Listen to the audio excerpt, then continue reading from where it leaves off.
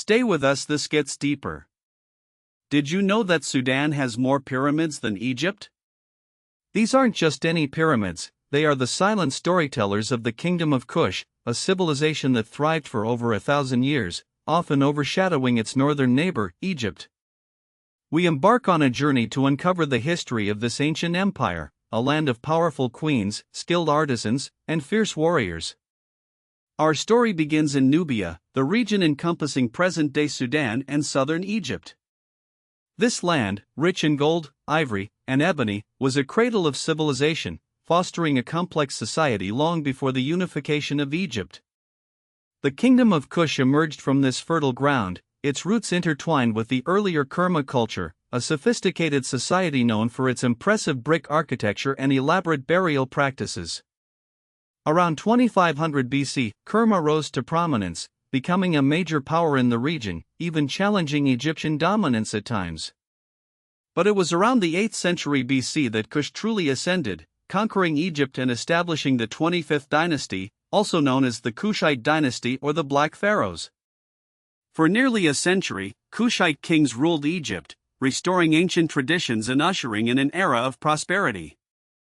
Their reign, however, was short-lived. The Assyrians, with their superior military technology, invaded Egypt, forcing the Kushites to retreat back to their homeland. But this retreat did not mark the end of Kush. Instead, it ushered in a new era of independence and innovation. The Kushites moved their capital further south to Meroe, a city strategically located at the crossroads of trade routes and rich in iron ore. Meroe became a bustling center of commerce and industry, its artisans producing exquisite pottery, jewelry, and iron tools.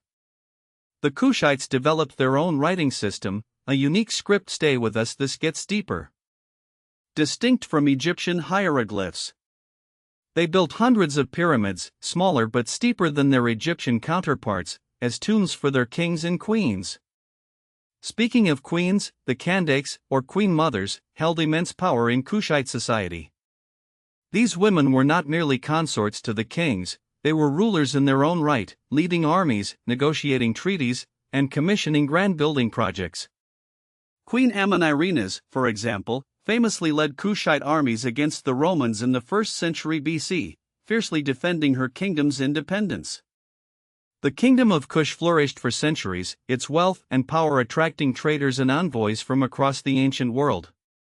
But like all empires, Kush eventually declined.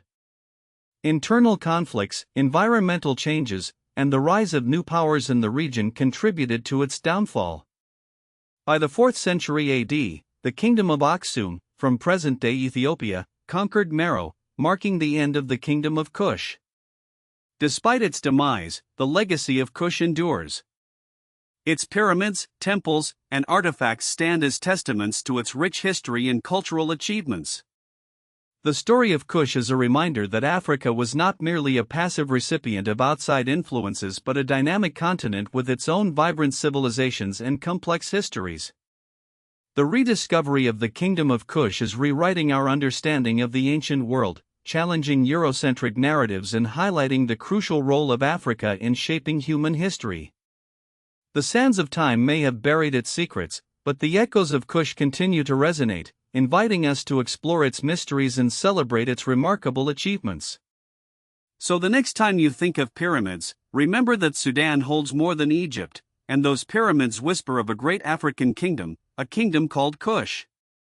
Subscribe to PannaAfric for more African history and wealth wisdom.